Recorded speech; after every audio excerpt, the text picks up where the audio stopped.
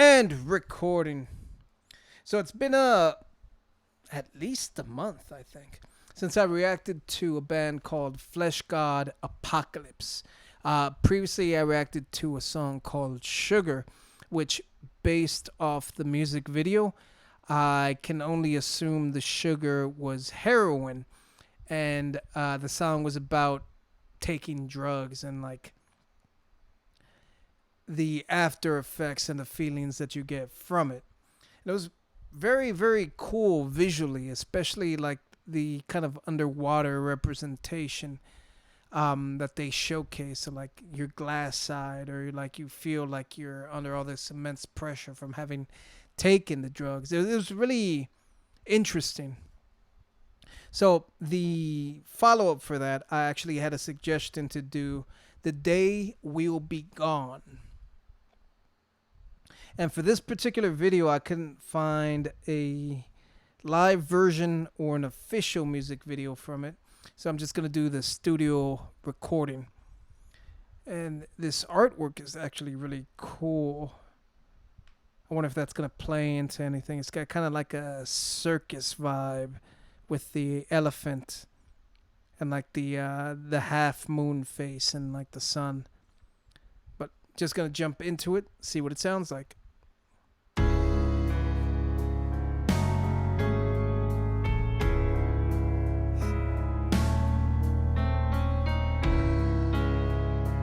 Already sounds sad.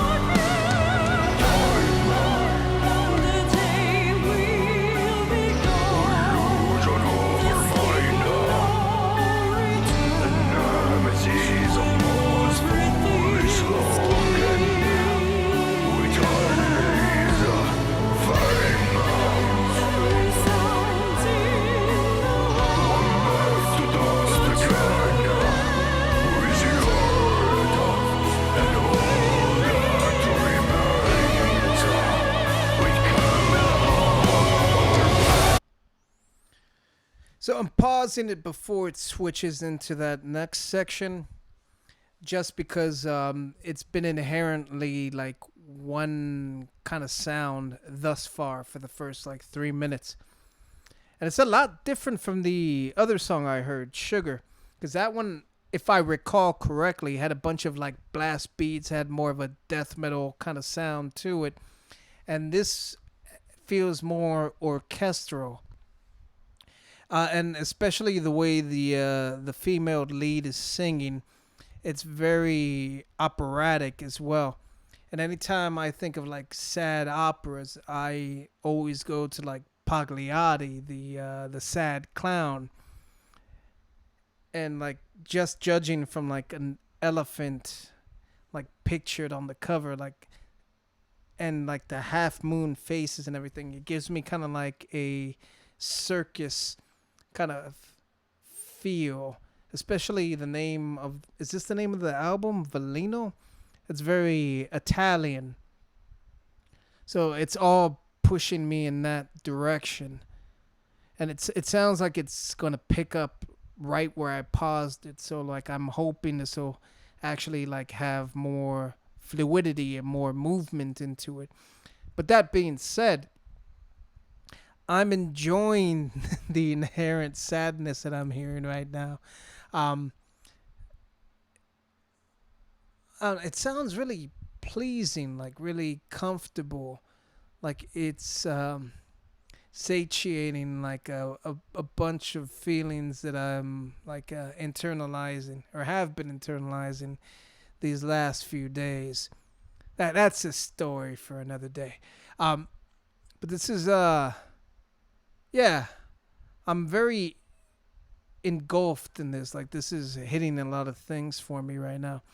And the song's called "The Day Will Be Gone," almost like an apocalyptic kind of future or something. Let me rewind just a smidgen.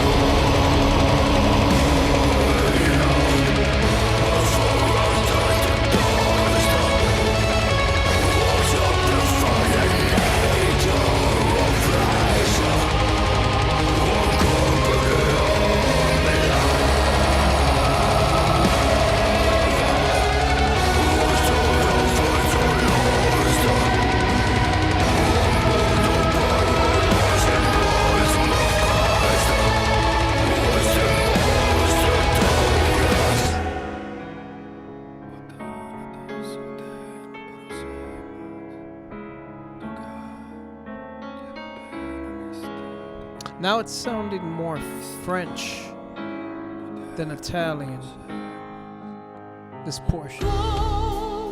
But then back to Italian.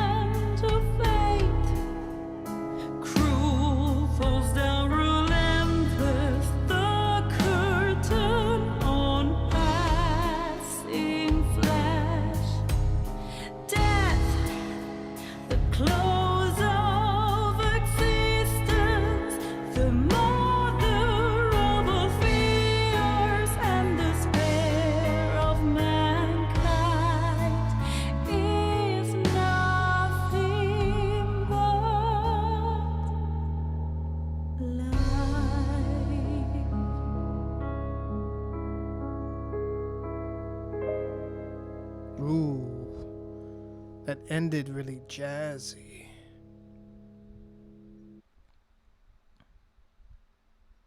So I enjoyed that a great deal.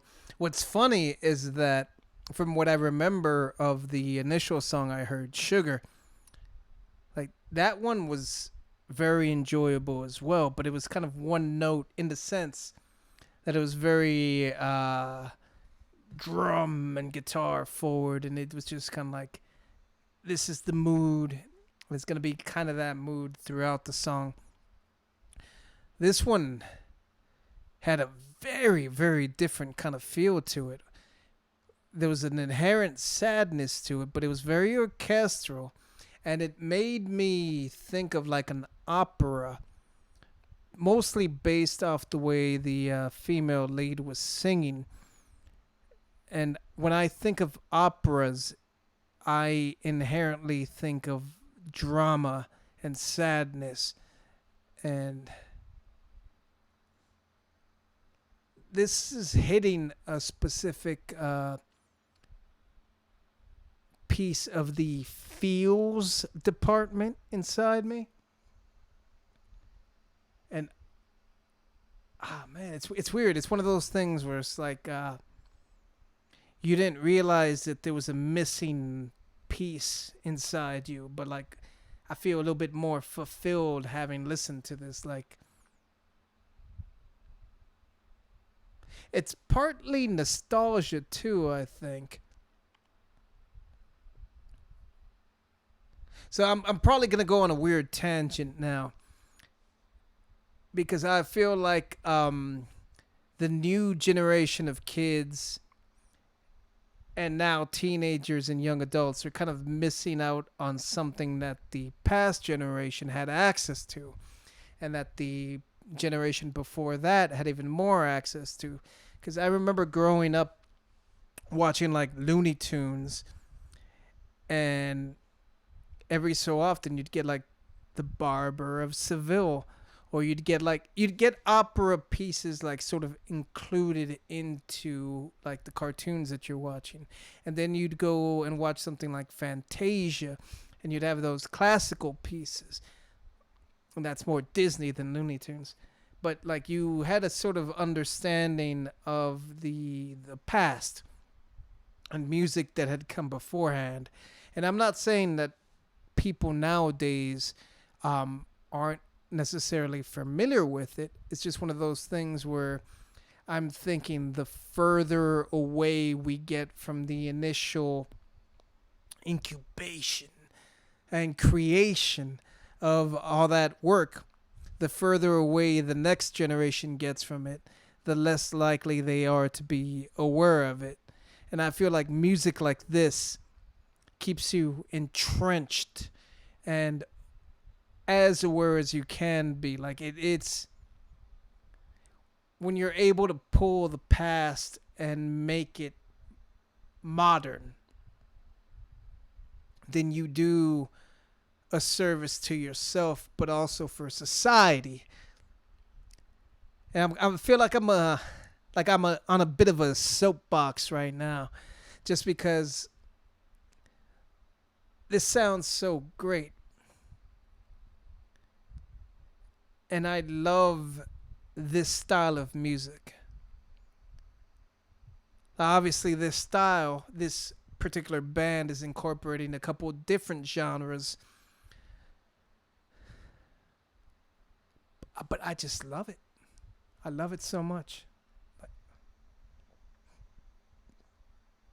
Yeah, like I'm in a weird sort of like point in the critiquing, just because it was awesome and good,